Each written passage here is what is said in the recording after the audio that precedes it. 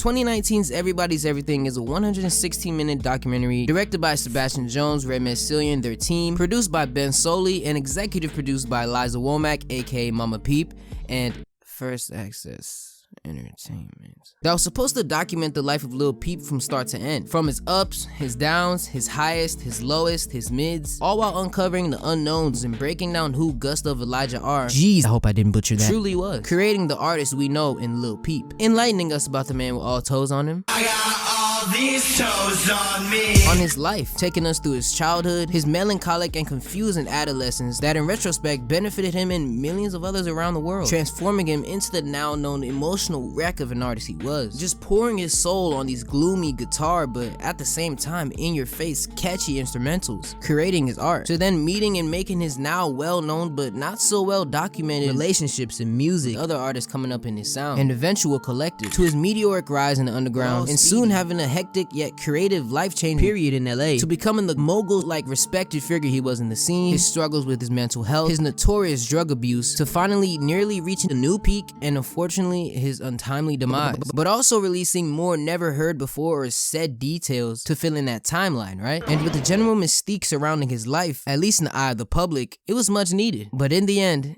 it came out being a well put together show. My bad. Shit movie, okay? Yeah, it was my bad, my accident. Okay, no. In all seriousness, I can really say I enjoyed this film. Kinda. Sorta. To a certain extent. In the initial moment at least, because one of my favorite artists of all time got a documentary, like OMG. But even now, I can say that this documentary was a good representation of Peep's career. Almost a little too good. I will admit that this was much better than any blog writer, interviewer, myself, or anybody could ever say, write, or even get out of Peep himself. And it's really bizarre to think that we may have never got any of this without him passing away. We do learn more than an image he created of this depressed, dark yet colorful, out of bounds, sonically rule-breaking, genre-blending, eye-catching, face-tatted, walking aesthetic that he portrayed on social media, but only a glimpse of what it was and beyond. It gave us what they wanted to give us, but not what we needed to learn about. We do learn a lot about his career and the people that were in it, his upbringing, how he was a soft, very giving person who had his demons, and a little more, but that's all I can say, just a little. And while his sound has been rehashed to the fucking ground, and while he was alive, things didn't seem like anything special was going on at the time, since relatively Peep wasn't that big until he passed, not reaching huge success apart from his core fanbase. He was much more than your typical emo SoundCloud rapper, who had a story to tell, the very dark but intriguing journey that was one to learn about and from, that we don't completely get from this film. Apart from his eerie vocals and just uniquely and honestly naturally done music that can't be imitated no matter how hard you even tried. She like, how to fucking do that? Apologies. This film made me realize the star potential he really had in the only year he had a buzz, selling out foreign countries and not even being from there or being there before at all. It's insane, and as if I didn't already know what he possessed, it inflated that thought. Already having diehard fanatics and kind of explaining all those goddamn Russian comments. Shout out Russia. Banda banda. I wasn't aware about the absence of his father causing his unlatching from life and seeing his father-like figure in his grandpa Packak. I didn't know he wanted to change the world and how it looked at certain topics and social issues. I didn't know he wanted to be a dancer as a kid, but couldn't because of how self-conscious he was. Although it does explain a lot. I knew he was into clothes and modeling, but I didn't know he wanted to start a clothing brand, and I didn't know he was this into the fashion scene. These are things that he never said, and if he did, was never very vocal about. Or things that the general public just never covered. And it really baffles me because it's no secret that Peep wasn't the name ringing bells like the movie portrays, as labels and really media tend to do. No problem with that, but he was very much on the rise and relatively an underground artist, albeit with one of the biggest cult followings in the scene, but they really gassed his popularity and really overall life in general at the time as luxurious and star-like, which is one word that they just throw out the ass in that movie. They made Peep seem like he was above life as we see it, when at least in his eyes, he was the opposite of that. But we never get into that. I feel like we do get to learn about his life outside of his career, but only in bullet points. Like, we really don't get into his reality, the light and dark parts of it, from his relationships to his lifestyle, his music, depth on his adolescence, his actual personality and mentality, and him, the things that made him him that you go into this movie already knowing about Peep, his drug abuse, his anxiety, his depression, glancing at, but never fully addressing. But these were things that I didn't notice because, like I said, Gus got a documentary. Sorry, I'm a man. Yes, I'm a man. But for instance, he moved 12,000 units first week with his debut album, and they made it seem like he was the second coming of Britney Spears or something, like calm down. Like he was this star who was gonna change music as we see it, and he was gonna do it again. While Peep was technically successful and was destined for God knows what, they really gassed his career and sort of avoided major plot points in his actual life. It paints his picture while only drawing certain parts of the much bigger portrait, not fully addressing the topics that needed to be, and blowing many things out of proportion. You get the idea of Lil Peep, but not the full equation, not what truly made this now icon's life and now legacy. Now, people's perception of Peep, try saying that 5 times, is that he blew up posthumously, and without that, he wouldn't have been the icon that he is today. And I know many might be even questioning the existence of this documentary, and in the end, so was I. But look, Peep was a legend in the making, freaking Demonte, and even currently, undeniably, his influence and impression on the scene he's helped shape is insane. And this movie and seeing what was being done, it opened my eyes to what he was destined to achieve, something greater. And like I said, while he wasn't in the mainstream sense of the word popping, it makes you think of what could have inevitably been. And I hate myself every day for not being the heavily invested fan that I am today compared to the casual one I was back then, because we were missing out on something very special. So this is why now I really support him, and I just want to see the best come out of his career, which is why I'm very nitpicky with how they release certain things, because of what he was, what he is, and what his music means to me and millions to come. I liked what they were able to get, who they spoke to, where they went to what footage they got, who knew of Peep, the montages, and just the overall fashion and sequence it was put together in. The cinematography is a big plus for me. Yeah, it feels like a lot of thought went into this film. A lot of calculation. Yes, while it did live up to some of the standards of a run-of-the-mill life documentary, there were a few things that I noticed. And hell, even the first time. But as I kept watching, these became even more apparent. You can't help and shake the feeling that it's trying to send you a message. It felt like something and some things were missing. But something felt off. Something huge. Goth boy click. GBC deserves so much better in Peep's career, man. I swear. Bro, the way that the goth boy clique were depicted in this film, as if they were just some useless, talentless junkies, SoundCloud rapping, selfish, reloading leeches that were in it for themselves and were no good for Peep, is ridiculous. Now, I'm not gonna fake and act like we don't learn more about Lil Peep in this documentary, but while it does address the questions that had much needed answers, it does that while simultaneously creating larger ones. It blatantly, yet not so blatantly, says that GBC and his collaborators and the people around him somewhat contributed to his downfall and even his passing. It's like they completely disregard their friendship and their art, in a way erasing them from his entire existence, as if it wasn't bad enough before this tragedy occurred. Because blog sites, the industry, and people in general have always tried to separate Peep from GBC, intentionally or unintentionally. But to see it in a documentary where it's supposed to analyze and document his career and life, it's just sad. And writing them off as a footnote and purely negative influences and leeches and these SoundCloud rappers that was just trying to make it, when it was so much more than that. When that's such a false, controversial, and subjective way of looking at Peep's life. As fans know, they helped shape his sound, his music, life, and build his legacy. They were a collective. GBC was a brotherhood, and at this point, to a point that we may never understand, making them look bad in the process by taking certain clips and using them in completely different contexts, not acknowledging their impact on him or their relationship at all, and not having them in it at all. Because in the movie, it tries to push this narrative that Peep is this kind-hearted guy who wanted to help anyone any way he could, and with that, morally, he just couldn't say no. Letting people sleep in his bed, on his couches, let them stay at his place, give them money, pretty much insinuating that he was too nice to people and the people around him, aka his friends,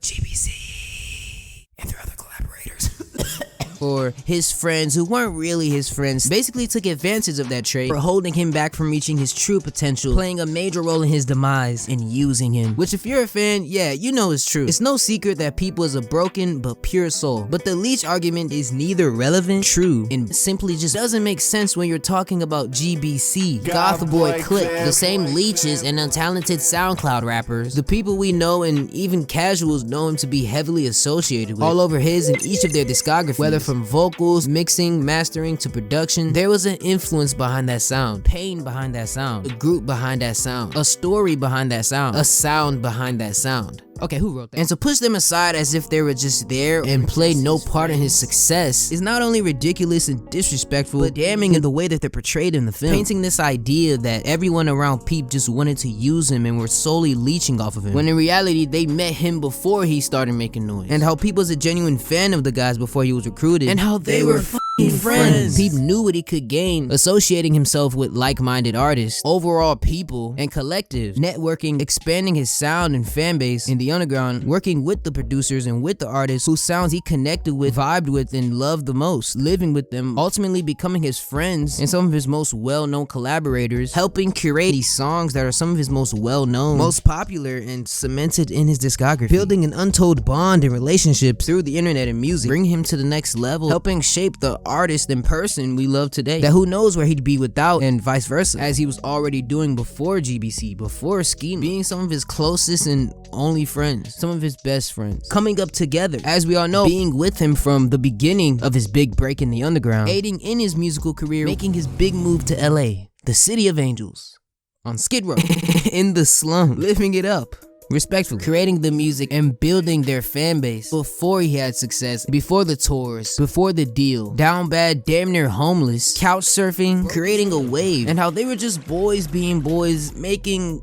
pretty fucking depressing music, pioneering and influencing a whole subgenre, creating history. And really, this is Peep 101. The constant, blatant, negative, ignorant bias against GBC. That's where I feel like this film really fails and really holds it back from reaching its true potential of feeling like a true documentary and a learning tribute about Peep, missing out on so many key factors that could have easily been touched on, speaking to the right people about the right things, making it a biased, one-sided approach to Peep's life and career past his initial rise, with that overall being the center point and main message taken away from the film, being focused on this certain narrative and conspiracy, leaving me with a bitter taste on his actual life, making it a lengthy blame game with no clear point or solution, as it leaves nothing but finger pointing and feeling incomplete in a way, as is constantly alluded to throughout the film, but not on his music and life, when it all came down to Peep himself, giving you this misconception and the wrong idea of his life and on his friends, never acknowledging what they did as a collective, never what they did for each other, and you leave this doc not really understanding the importance of GBC and their place in Peep's legacy, but only for them to be a bad part of it, making them look really bad, never looking at the good that they did, leaving out the important positive things, and almost highlighting the negative little shit, leaving questioning, resentment, and even hate towards his friends, supported by this false, toxic, unnecessary, and unneeded narrative. And as a fan, knowing the history, admiration, and love that they had for one another, you see right through this transparent, story-driven, scripted almost documentary, adding to and almost legitimizing an already damning BS conspiracy, leaving more and more questions, which is something you should not feel after indulging in a life documentary. And it really forces this narrative on you by blocking out GBC, who don't even get to speak their piece, minimizing and denying any other perspective on his life. They were friends with a close bond, lived under the same roof for a year, and no one understands a friendship better than the friends themselves. He toured with them, lived with them, worked on music with them, and God knows what else. I mean, these were his friends, his brothers, his collective, his clique.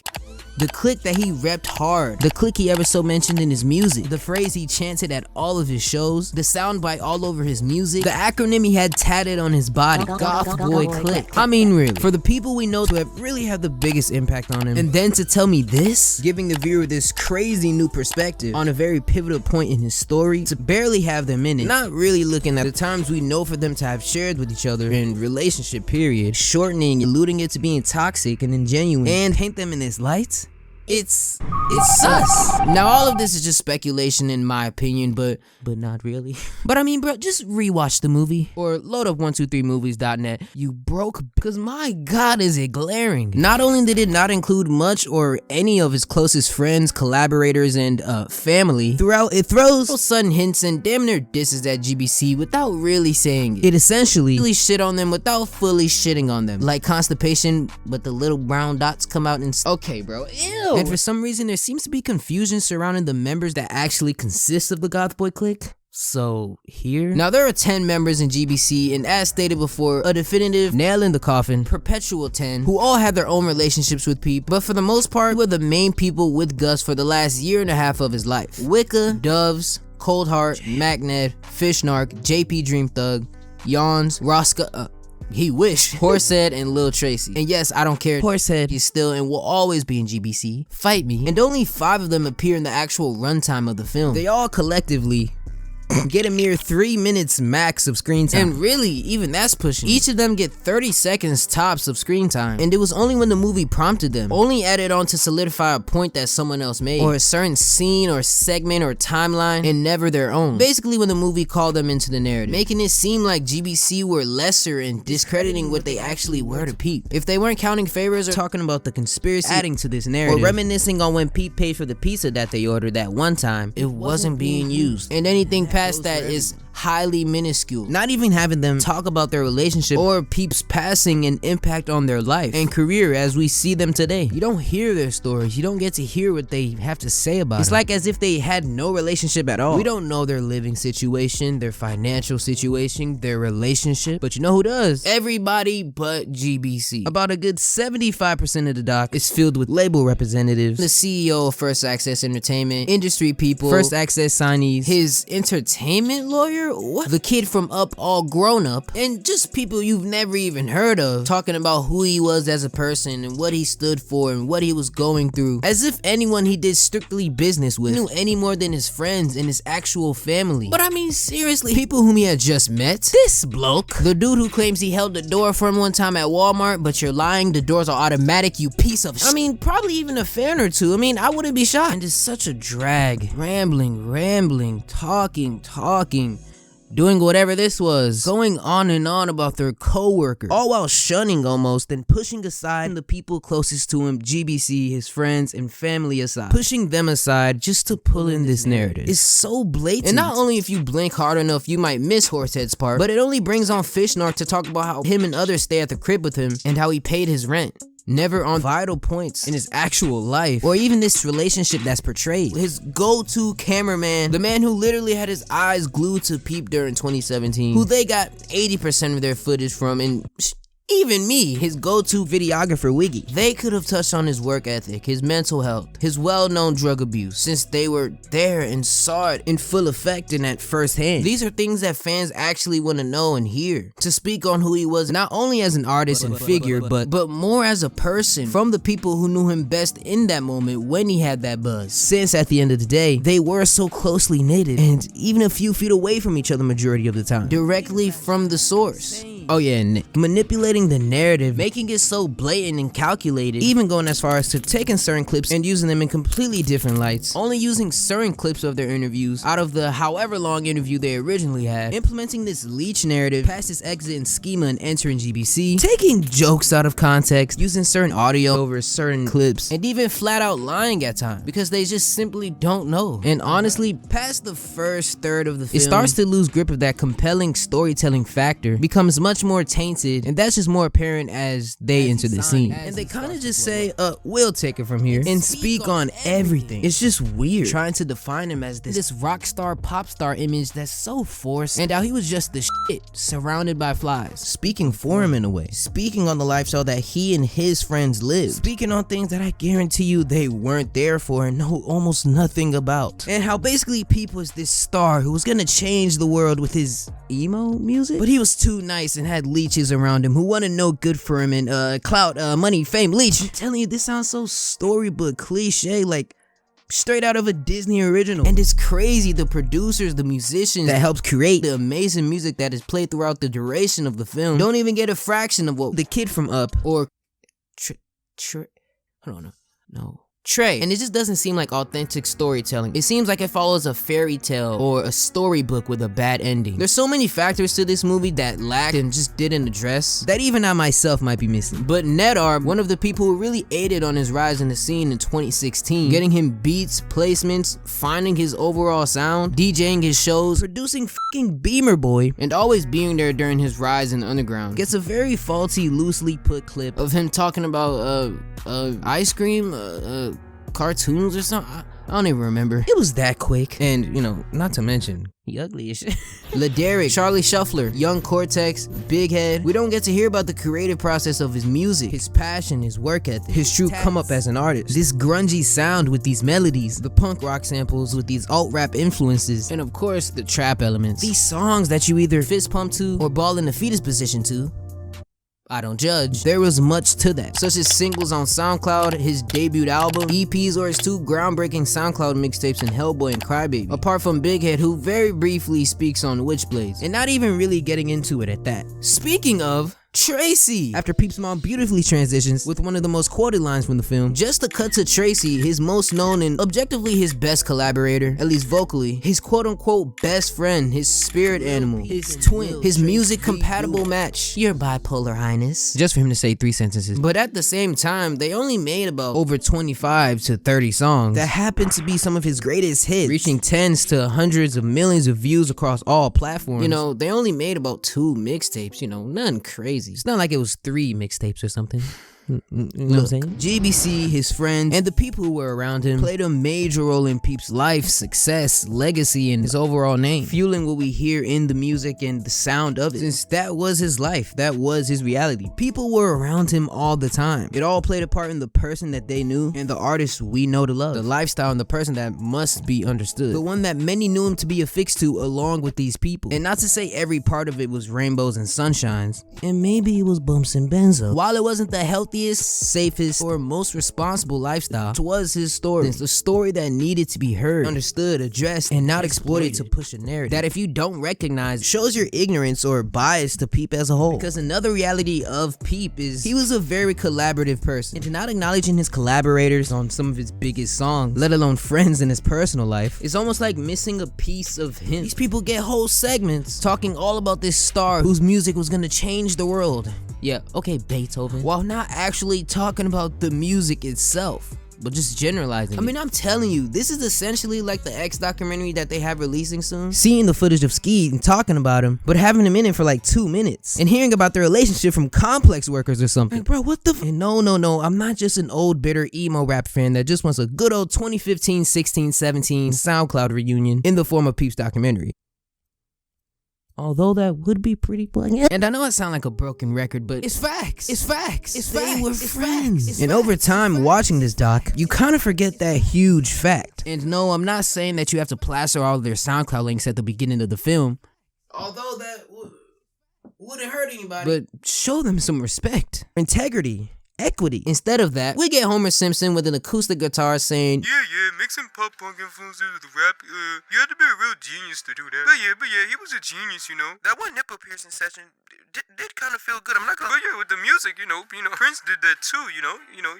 Prince wore purple and people wore purple, I think. That one day. And oh yeah, did I mention Prince? And again, no problem with that. And not to downplay or discredit anybody else's relationship with him, because in documentaries, you're supposed to have the professionals, the OGs, along with the people behind the scenes, telling the story and getting as many different perspectives, looking at the reality of his life through their eyes, with them adding their 2 cents. But not the whole dollar. And not nearly as much as his family, his friends, the people in his immediate day-to-day life, the people who knew him best, as is very important, keeping it feeling close to home. Especially in a life documentary, trying to speculate and say, oh, these were the real friends and these were the leeches and these were the bad influences, focusing so hard on this narrative of him being everybody's everything, hence the title, that they constantly allude to and exclaim the fact that people were using him and just taking advantage of his personality and name for their own personal benefit, and just offering nothing in return, and just mooching off of him, making everything about the industry and stadiums and leaving people behind, making it about the wrong thing, making it all about this bright star, but not the dim light within himself, or what it truly was. And ironically enough, taking the focus away from the reality of Peep or Gus and keeping it on everybody and everything else, just rewriting history and changing his true story, editing it down and chopping it up, telling his story, but primarily from their perspective, their version of this star and what they envisioned him as. When I know it was so much more to that. It's all about what he was, but not how he was. And on top of that, hearing about his life and all aspects of it from his business partners. Like, how does that sound? And honestly, their words are really unaccountable and kind of useless looking back, Juicy J. There's a portion of the documentary where Peep is just clearly exhausted from touring, being up days upon days, and just being him, making tracks, doing shows, and blow. And it's edited with songs like Interlude and Runaway in the background, showcasing the lyrics and just taking that and using it in a completely different manner than what it was originally made for, and just the plain wrong light towards the wrong people. Try to spin that with Peep not wanting to be around these people and feeling the pressure or the guilt of having the most talent when he was f***ed up. Like, a lot. But there was something more beyond that that needed to be understood. A reason. Cause when they're not making him look like the second coming of Gandhi with skinny jeans, black boots, and dyed scalp, it sums him up to being this gullible, lovable, sad boy. And he's not even affiliated with Young Lean. That's a bar? It's a fucking bar, I swear to God. It just doesn't feel real. His drug abuse, a major aspect in Peep's life and known to the world as a whole. The heavy drug use and talk throughout his life and music, they almost completely disregard it. There are so many chances when they could have expanded on it, given his life. The bathroom clip with Nedar, when he does his beautiful tear-jerking rendition of Witchblades, didn't even acknowledge it. His May 10th show at Echoplex, when Tupor touched on it, sped past it, and even with the clips of him, consuming, they touch on it but hardly, and not as much as they should have. Not really making a point with it, but just pointing it out. And don't touch on his anxiety and depression, his artistry, his mental health, things he touched on in his music, how it played a part in Peep's image. And that's another part where I really feel like they missed the mark. His true take on his lifestyle, his career, his personal life, his friends, the leeches and who they were and how they came about, how they met him. We don't know, because everything is always alluded to and glanced at but never dug into and said to be whatever it truly was. You don't even really get that from him. And if so, primarily from his management, his relations, what he went through, what state he was in mentally, his stability, to the decisions he made, just understanding him and his life that should be dug into and dissected. What were the misconceptions? And even if he was too nice and did envision this perfect fantasy world where he thought everyone else was Gandhi too, why did he think like that? Get into that. Get into him. On his addiction, his abuse, he had a problem. The lifestyle that was sort of normalized in the eyes of many, whatever it truly was, what happened? From his hometown, from New York to LA to his move to London, and on that damn tour bus. How often did he do it? Why did he do it? When did he get into them? Who, how, why, what, where? All of these questions go unanswered and are actual things that I think the load of us want to hear. Load. That played a major role in his life and demise. The tour that we all know to be the demise of Peep, the Come Over in Your Sober tour, which was something else that they sped past also. They don't get into the details of what happened during the tour, his lifestyle, his mindset, what he did in those final weeks, months, days before and during the Come Over in Your Sober tour. But just making it about, oh, things got changed and the kid from Up wasn't gonna be in charge of it anymore. And GBC weren't supposed to be on that tour. Oh yeah, and if anything, it was supposed to be a Peep and Tracy tour, which being at the time, it doesn't even make sense, and I guarantee you it's cap. And just immediately skip to the phone call and then addressing the conspiracy, leaving you with more questions that you had even going into the documentary, and just on lesser than important stuff, and just less of him and more of them. A star, a sad leech. Like, whoa, damn, tell me his middle name first. Constantly alluding to this narrative of him being around people who just can't be trusted, and it's like, well, like why? Like, why even touch on this in his life documentary? Like, why aren't we talking about his music? Why aren't we talking about his drug habits? Why aren't we talking about his living conditions? Why aren't we talking about him? Why even touch on this if it's a conspiracy and can't be solved and there's only so much the documentary can handle? Instead, we get this 2-hour True Crime Daily episode like they were exposing the truth, which shouldn't be a point, let alone premise, of a life documentary, let alone an official one that's gonna embody him. Stepping beyond and ignoring the position of a life documentary, but catering to the bizarre conspiracies. And they do so much narrative pulling that it really straight up ignores, taints his life, his legacy, and masks Peep's true story. Because I'm sure it just wasn't, oh, sad crying closet. Like, no, Peep, get your ass up and let's go find some bitches. Like, some real shit. No relatable traits. The real gritty drug talk in his music. The music that you felt and that resonated with millions. You don't really feel that within this documentary, as it doesn't really get into it. The talks of death, things he generally talked about in his music with the darkness, the heavy drug use, the lifestyle he chose and acknowledged quite often. The label management, whatever. Do you care? Cause I don't. Just paint him as this star who was used and abused by everyone who knew him, and he was just this poor soul, sad crying closet. But I'm pretty sure there was a different side to that we just don't get to see, and his closest friends don't get to talk. And the documentary is just really a much more true, authentic, much more reliable side. Things that I know nothing about, but this documentary should have helped us understand. More than, oh, he was this star that everyone wanted to leech off of, who he truly was.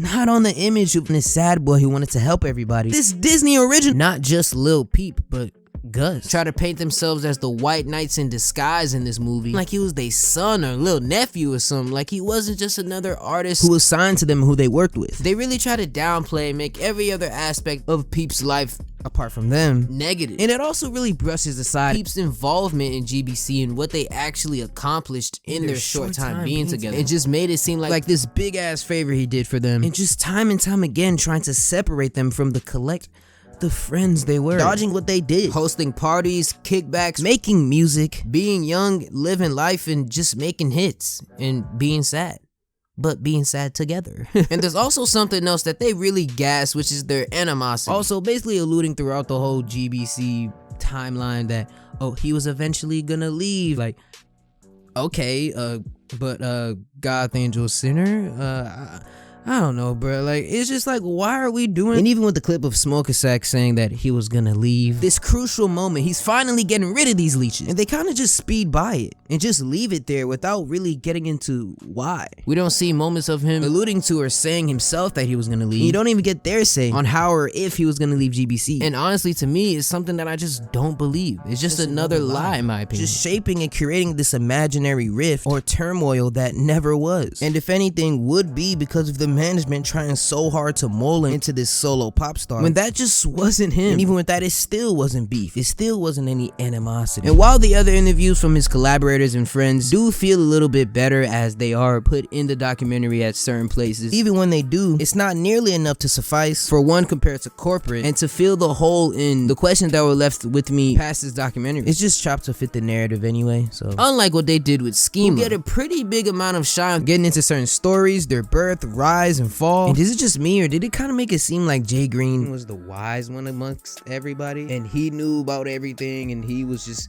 this guy who just saw the beginning of the end? He's fucking Yoda. He's a weirdo. Talking about some, hey, everybody around they cloud chasers.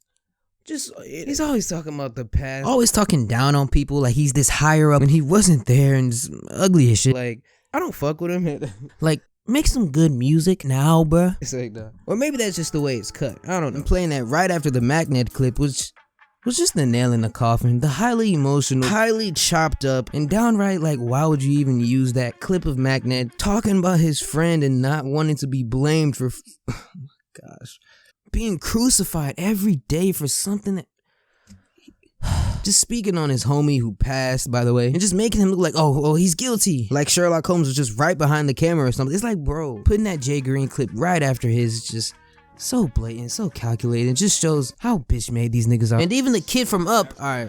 Let me stop calling him that. What's his actual name, though? Chase Ortiz.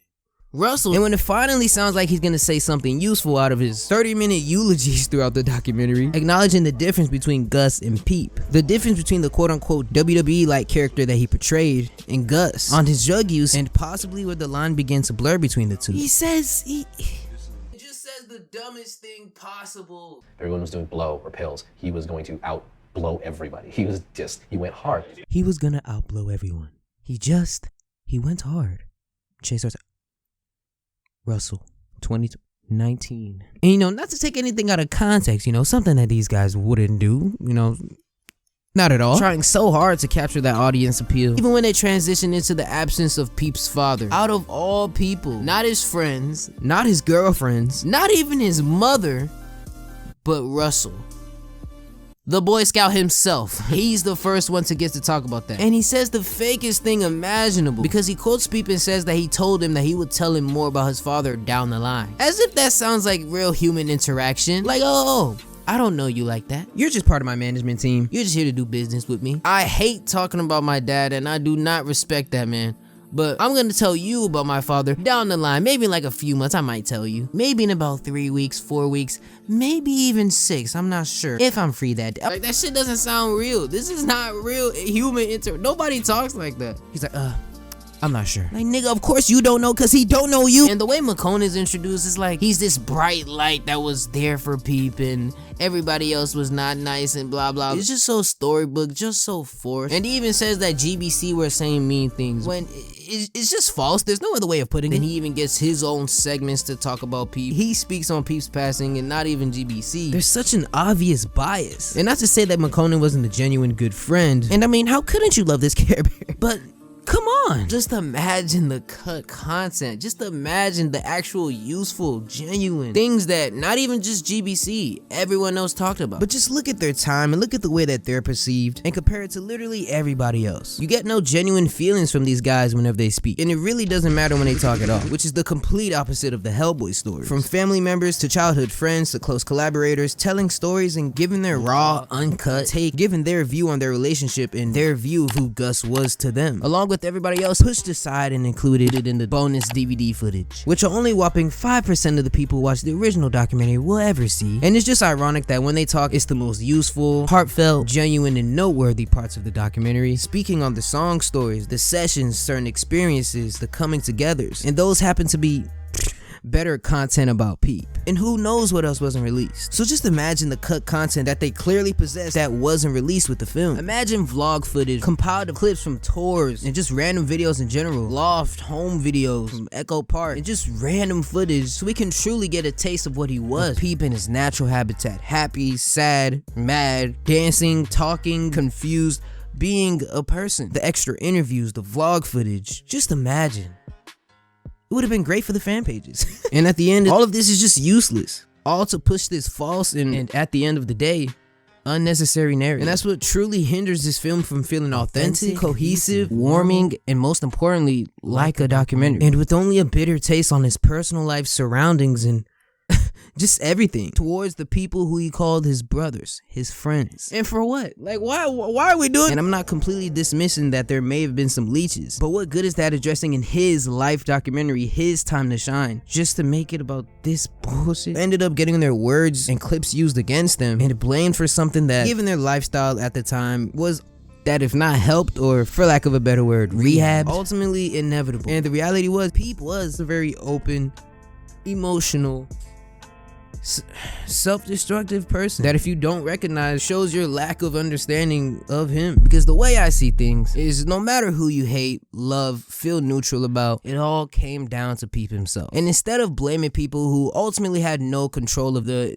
in this case, inevitable, it's better to just understand him as a person and what he went through and everything about him, with everything being kind of blurred and really, when you look past all the conspiracy, pretty simple. And given the rate that he was going, what he was taking, his lifestyle, even the way he went out, it was inevitable. And while being preventable, was accidental, but it happened, and it's just better to completely address everything prior to that and understand what happened than to keep it open for conversation or for theories and conspiracies like this. It shouldn't be this thing that to look at somebody to be mad at, to point fingers, or to have anyone else be responsible for, because it was the story that we must fully understand for closure. Because for one, we weren't there and will probably forever be oblivious to what truly happened, but you know who was? It's just better to fully get a grip of Peep, as learning about his life would be the closest thing to knowing him, to knowing the truth. Feeling like a learning tribute, a remembrance. He was coming up and it all caught up to him and brought him down. It was everybody and it was everything. And most importantly, to my perception,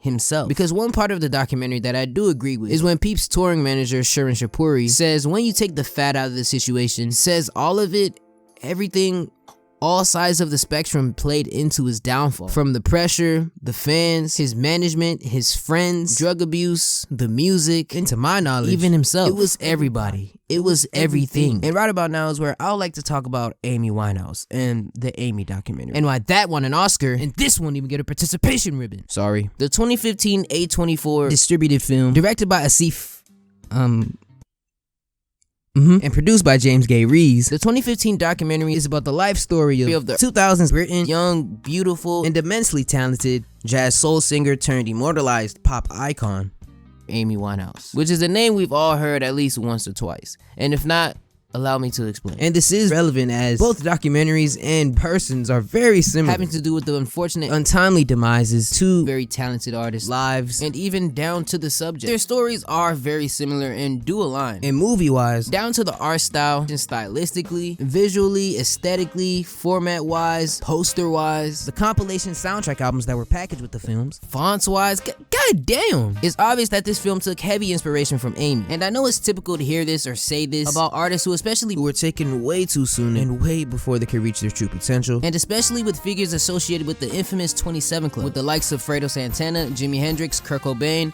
and the list goes on. But their individual stories are very similar and do align. From their humble beginnings, with their absent fathers in their early lives, leading to their mental demise, isolation, and rebellion, eventually forming into music, conveying their feelings through the music and lifestyle being seen through the media, their prevalent drug, alcohol, substance abuse related issues, to becoming prominent, unique, and respected figures in their respective genres, gaining their respective fan bases, and ultimately leading to their premature tragic passing. But to carry on with Amy, she was something special. One of the most talented vocalists of the 21st century in soul, jazz, R&B, even hip-hop, and in a time filled with auto-tune, generic polished pop stars, and just bubblegum. She was like a spark, a beam of light, in an obtrusive but in a sort of hopeful way, just being unique, real, and just being her. And as many might say, she was bringing a new rebellion, rock star energy to pop. She was like a breath of fresh air and a step back, and really, if I wasn't told, could have fooled me to being a 50s, 60s jazz singer with her current unique, honest spin on it. While one might argue that she was 50 to 30 years past her time, she was also 50 years ahead of it. But over time, was also an artist whose persona became tainted, and ever since 06, 07, was always made out to be a troubled talent, and seemed to be the punching bag of the industry, like this figure of a negative influence, or just a train wreck ready to happen, with constant scandal after frenzy blown up in the tabloids, with arrest after complete mess after hospitalization, and just episode after episode, it seemed like the odds were stacked against her, painting her to be this daredevil, this crazy addict with this mindless, erratic behavior, or this mad person. And this doc, looking at what led her to that portrayal, get a deeper look beyond that, piece by piece, major event after crucial moment, getting words from her inner circle, people who knew her best and play a major role in her music, her life, her timeline, people who you probably didn't even expect to be in it, to speak on her, and it's nothing but genuine words, and most of them really being just everyday people, not even using video footage of their interviews, just their raw thoughts and words on their friend, their family member, their lover, and also giving the viewer their hindsighted perspective on Amy's situation. Strictly personal friends, loved ones, musical collaborators, business partners, bodyguards, words from doctors even, to tell it all and on these vital points, sharing their experiences, and primarily through never before seen archived home video footage, and it's starring her, even getting her own input through the music and through her lyrics from songs, voicemails, and extra recordings, getting in the depths of her relationships with certain people, growing up in inner prime, and how certain ones aided and affected her, from tumultuous to lighthearted ones, the ones that contributed a huge part to her saga, from stories with her loved ones, certain situations that fueled certain songs, and just things behind the scenes making you feel closer, in a way having her tell her story, except for an old English geezer like, on October 3rd, 1995, a goat was born. And just keeping the focus on her, learning about her from start to end, uncovering her insecurities, music, relationships, habits, the deep cuts, seeing her demise and watching it happen clip after clip, not only through the lens of the paparazzi, but the mindset of Amy. And in a way, they're walking you down the road of her destruction, seeing her downward spiral, and witnessing her detrimental lifestyle, all the while holding your hand along the way, and seeing all of her emotions from the highs and the lows, from her 5-time Grammy win in one night, and losing her grandmother, and on her independent yet codependent addictive traits to not only substances but to love, being loved and having a need for it, if that makes sense. The zoomed out inside perspective, and with archive footage showing who she was, it makes you feel and like you're living her life with her in a way, diving into her thoughts, what she did, what she said, what place she was in, how she acted, into her mental, how she got into what she got to, all while staying true to her, not hiding or shying away from anything, from any topic, and in fact bringing new ones to light, such as her depression, her self-harm, the specifics in her addiction and what she went through, and even on her struggles with bulimia briefly, depicting the peace that she was finding in her final years, and after falling back into her habits in her condition,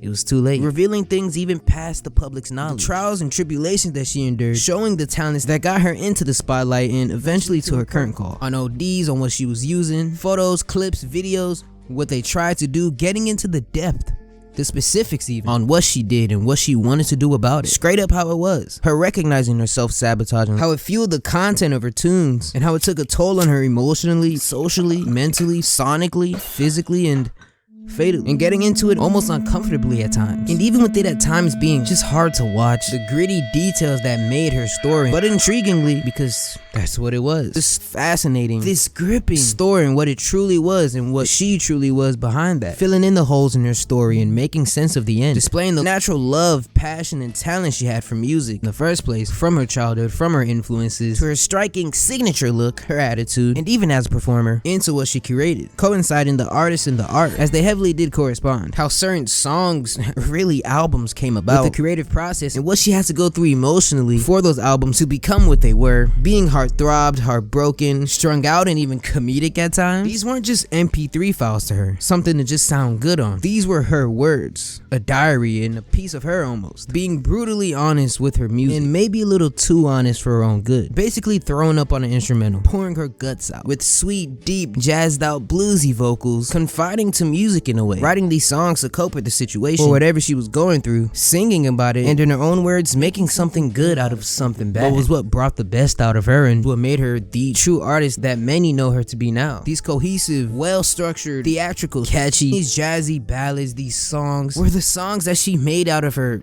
well, life, that pushed her into mainstream stardom, becoming the global phenomenon. These songs that she made when she was mentally at the bottom were now breaking records, topping charts, and becoming essentials. What she went through in her childhood and adolescence, and how it shaped her to what she became. The limelight, success, and money, and even how that played a toll on her. Just things about her that the media never really acknowledged, as it was never really seen or dug into. No one could really crack her or define her, as we didn't really know her, and was a side of her that we never really got to see after a certain point, as she hardly did any in-depth interviews. We only really had the antics and music to go off of, until now, whose life and reality had been joked on, laughed at, ridiculed, mocked, and covered up for all these years.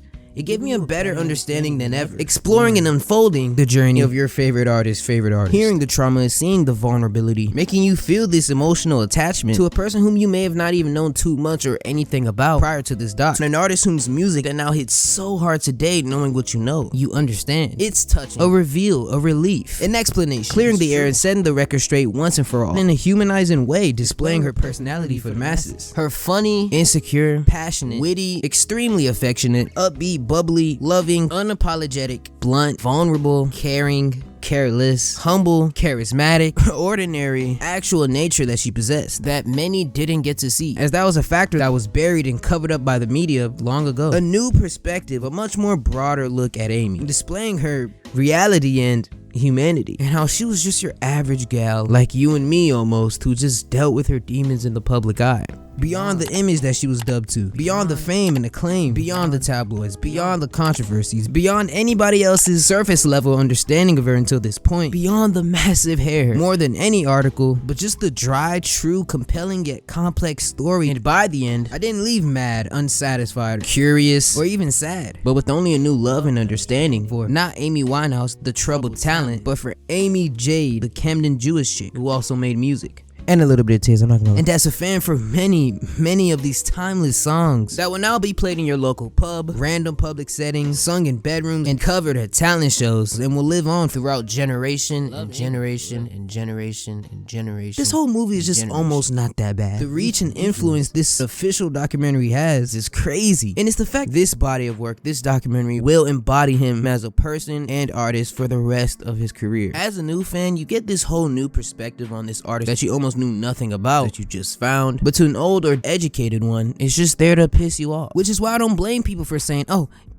didn't you watch the documentary? They said it there. It's just like, as many documentaries are seen and are really supposed to be objective and factual, especially in someone's life, the magnitude and reach that this documentary has, it's insane. And it's not like this is a lengthy, drawn out YouTube video. This is a documentary on Netflix. This will embody him for years to come. 10 days, 10 weeks, 10 months, 10 years from now. Now Nick from up the way, Deontay from down the block, Elizabeth who just smells funny, and Alexi who just wants to watch anything tonight will see this and take this into account. With it being one click away on the biggest television movie streaming platform ever, with all the eyes it's getting now and in the future, the publicity, and people like Drake and Snoop tapping in, it's safe to say the bag has been secured and the damage has been done, placing and pushing the blame away from them and on everybody and everything else. And to look at it like they were leeching, treating him like he wasn't a person, they didn't care about him, and were just envious that they weren't as talented as him. is, first off, fucking rude, manners, and a spit in the face of their relationship and what they've done. And you can see it through the periscopes, the Instagram lives, the interviews, the shows, everything. These were your genuine, everyday friends. They all fed off of each other's creative mindsets. It was like a 10-way street. It wasn't this ploy to leech off of one guy and use him to take over the industry. Bro, people don't think like that. This is not a movie. Well, it's not it. Like, bro, this was the castle that they built together, that the management or label infiltrated and kidnapped people. Bro, what the fuck? The constant victimizing and not looking at Pete for what he actually was is the actual problem with this film. All while not looking at all of the other actual factors that played in his demise. And it's really a watered down version of what it was supposed to be. Fucking document. And this is all rich coming from FAE. If you look past the one street driven narrative, do your own research and look at the label or the company behind the production of the film. I mean, certain things are cool, but their decision making, weird mixing, falling down, the Rolling Stone article, cash grab after cash grab. And the fact that not long after this, and in fact even during the release of this film, his mother filed a lawsuit against FAE for wrongful death, breach of contract, negligence, and etc. It's just the cherry on top, but at the end of the day, it just leaves a bitter taste in my mouth. Pause. And it just feels so management manufactured, who are there just to really defend themselves and defend everybody else. And FAE, I'm not even gonna speak on their relationship with Pete, because not only do I not know, but I just don't care. FAE, y'all are just sus. But if you're sus, it's okay. Oh yeah, no, that doesn't apply right now. Nah, but honestly, they seem like great people.